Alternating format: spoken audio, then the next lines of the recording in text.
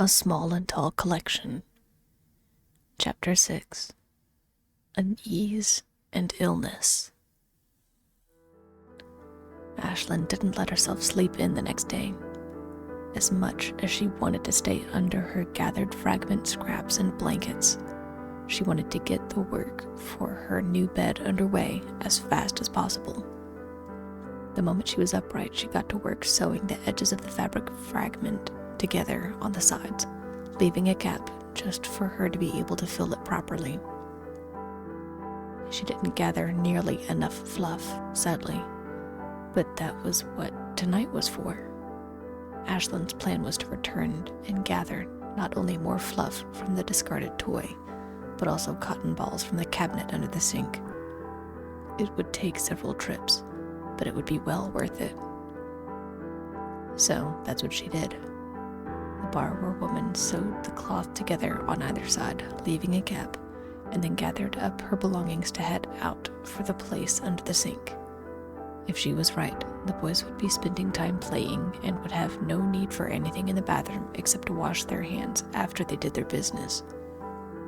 This time, however, she remembered to wrap her hands so the twine wouldn't scratch her to ribbons. She wasn't about to have another set of massive cuts on her palm if she had anything to say about it. The trip down the walls was, in a word, uneventful. She made her way down the twine line and into the bathroom cabinet in record time. Her backpack and side satchel were both stuffed to the brim with cotton balls by the end of her trip, and she was on her way back in a jiffy.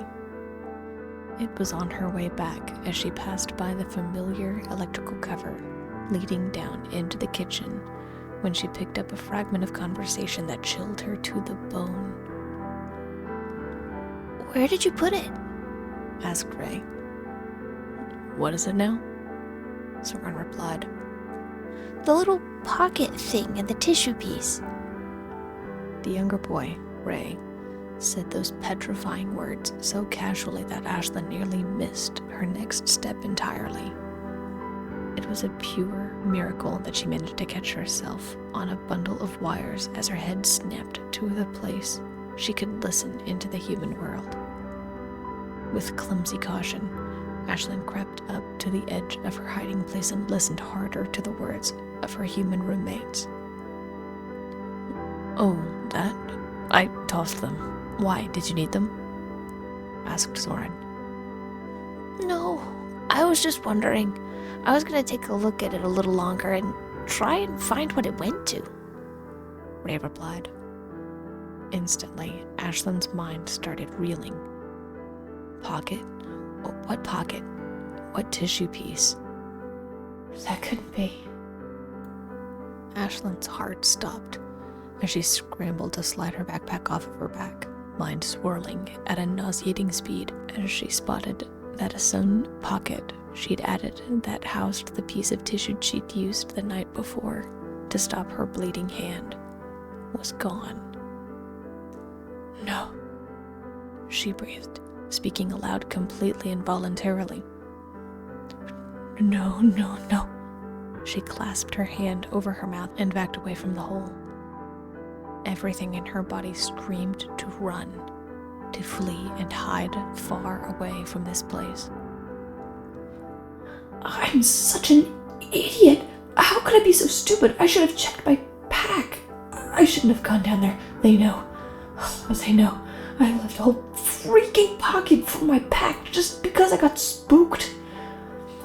I should have just moved slowly and carefully. I shouldn't have run." As Ashlynn's mind continued to spiral, she swallowed the tension in her throat as she began to try to come to grips with the fact that she'd have to leave as soon as possible. The borrower woman, shaking like a leaf in a windstorm, was about to turn and run back to her area when she heard one of the humans, Soren, speak up. His words alone gave her pause. "Well, I don't think those went to anything, but it was probably just part of something that you forgot you had. With how messy your room gets and all the weird places I find both of your toys, I'm surprised anything is still in your room," stated Soren. It probably just got caught on something of mine and you haven't noticed until now. As for your lion, I don't know what might have happened to the patch, but we'll go get a new one if you really want it fixed today, after you finish cleaning. You mean go to the craft store? Asked Ray eagerly. Yes, and undoubtedly you'll want to visit the electronics aisle, so get rid of 12 things that you haven't been using, Dorian too, and we'll make a little field trip of the afternoon, okay? Proposed Soren. Deal! Ray practically vaporized out of his seat as he darted back to his bedroom to clear out his unneeded items. Dorian wasn't far behind. Ashlynn watched from the safety of the walls as the older human, Soren, stood and stretched, his hands nearly reaching halfway to her hiding place to the electrical cover, and continued to stay motionless until he left to continue whatever task he was doing before. As she sat there, bag clutched to her chest and her heart racing, she knew she had a decision to make. She'd been noticed. At the very least, the humans had taken notice of her activities. It didn't sound like they suspected her specifically, but they definitely knew something was a little off, especially the youngest. She cursed at herself for being so bold with her borrowing. It was that cloth. It was that cursed cloth. All because I wanted a bed to sleep in. I should have waited. They're cleaning everything today. I could have gone through their discarded items when they were done. I'll bet they were getting rid of clothes too. Why didn't I just wait? She began to question everything. What other times did she mess up? Was she slipping, losing skill, getting careless because she was on her own now? Was she as good of a borrower as she thought she was? Nothing like this had ever happened before, and the fact that it happened in the first place felt like a punch in the gut.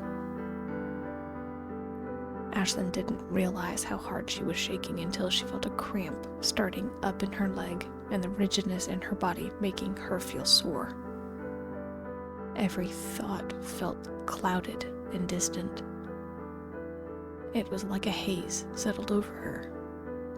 It wasn't the right time for her to have sluggish judgment. She shook her head and focused on the problem at hand. The decision was a very cut and dry one. Stay or go. Considering the circumstances, Ashlynn figured she should just cut her losses and go as fast as possible. She hadn't quite settled in. She had had a little bit of time to rest. The items borrowed would get her through the next week and a few days if she rationed correctly. It was the safest option because now all three humans suspected something was a little off. On the flip side, things could work if she stayed.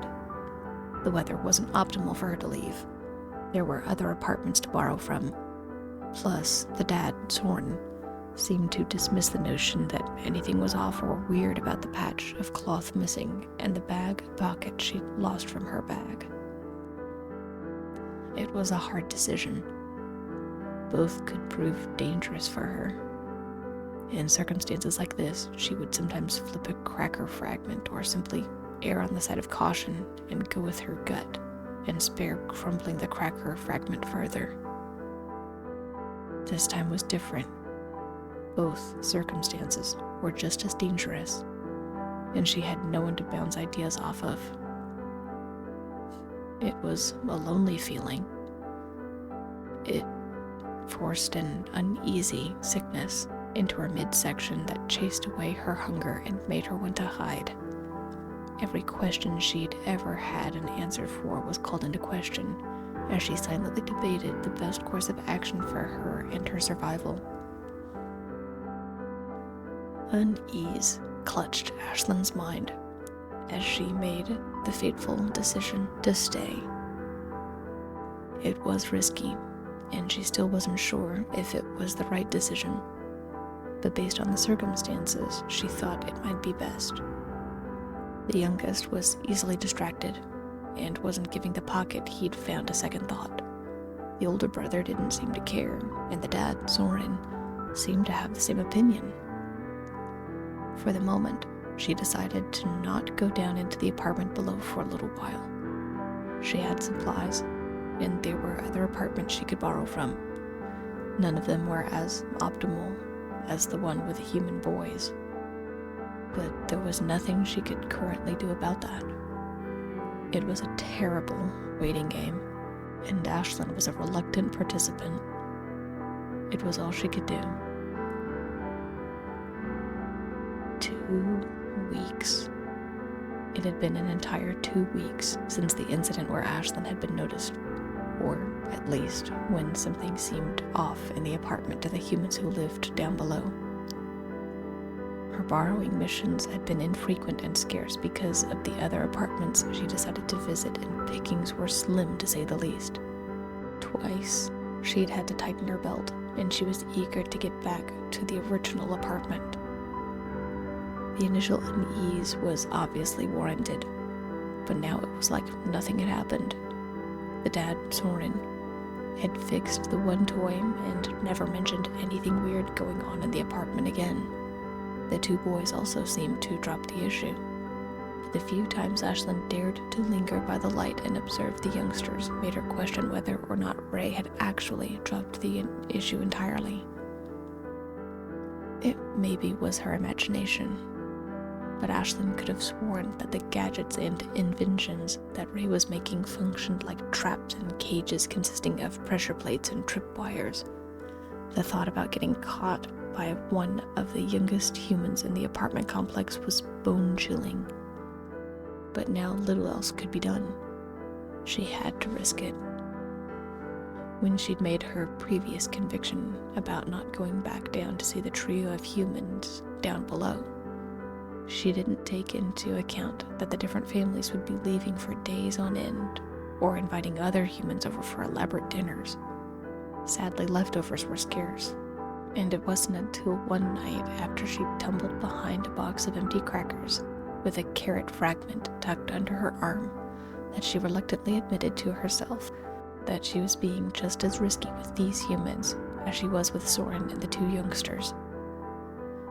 Risky no matter what, she mumbled as she bit into the carrot after peeling off her borrowing shoes and flopping down onto her bed. She chewed on the stewed carrot and stared at the beams above her head as she laid back on her bed. It would be a lie if she said she wasn't relieved that she would be returning back to the original apartment that began her borrowing adventures. I'll just have to be more careful. Aware, no mistakes. The borrower finished her meager feast and let herself drift off to sleep for the next few hours, plans of sneaking down to the apartment below looming in her mind. Ashlynn woke a few hours later out of sheer habit, and, knowing she had nothing but the simple carrot in her supply cabinet, forced herself up out of bed and donned her borrowing bag. The occupants of the apartment down below with the 3 boys would be asleep. The kitchen would be unguarded. There were undoubtedly leftovers because, based on everything she'd seen before, there was always something left out on the counters or the table. Was it stupid to go down without close observation and checks? Yes. Was she going to do it? Yes. It was a necessary risk.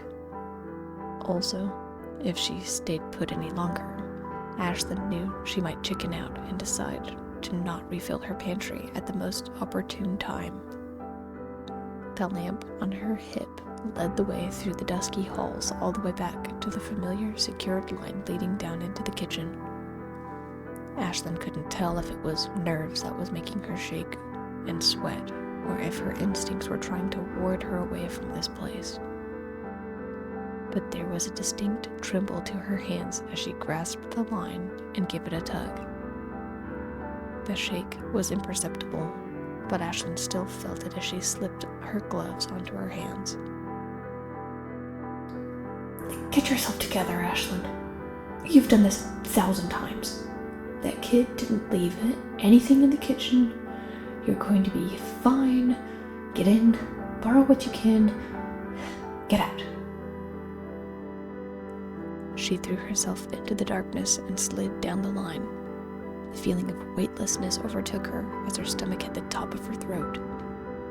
Instinct took over as she grasped the line tightly, the friction slowing her down to a graceful stop as her feet touched down noiselessly onto the beam by the electrical cover.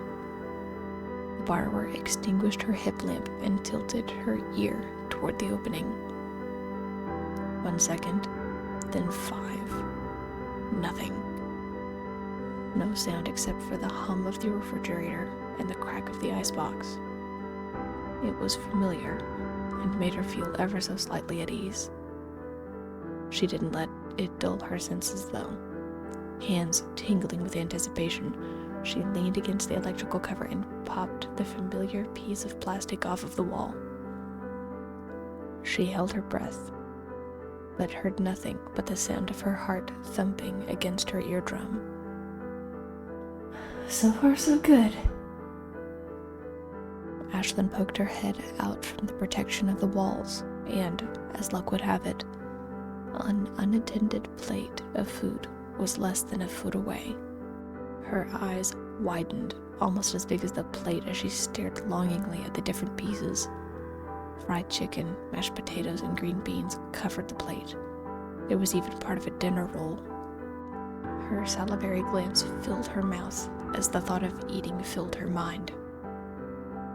With nothing and no one else in sight, Ashlynn tiptoed out onto the counter and filled up the pieces of plastic wrap and foil she'd borrowed from previous adventures. She didn't want to be too liberal with her borrowing, seeing that most of the plate was still full. Still, she needed supplies, and scraping a little from already cut or messed up pieces didn't seem like that big of a deal. Ashlynn was turning back toward her electrical cover safety when, from down the hall, there was the familiar squeak of the floorboards. Her blood instantly chilled, and, briskly, she darted back into the walls rather than letting herself freeze out on the middle of the counter. The safety of the walls welcomed her, and the electrical cover was snapped back into place just as the lights turned on in the kitchen. Based on the weight of the footsteps, it was probably Soren. Not that it mattered at the moment. Ashlynn was free and clear, and she would eat well tonight. The climb up the line back to her home felt like barely a jaunt, and she was back on her bed eating a candle-warmed meal by the end of the night.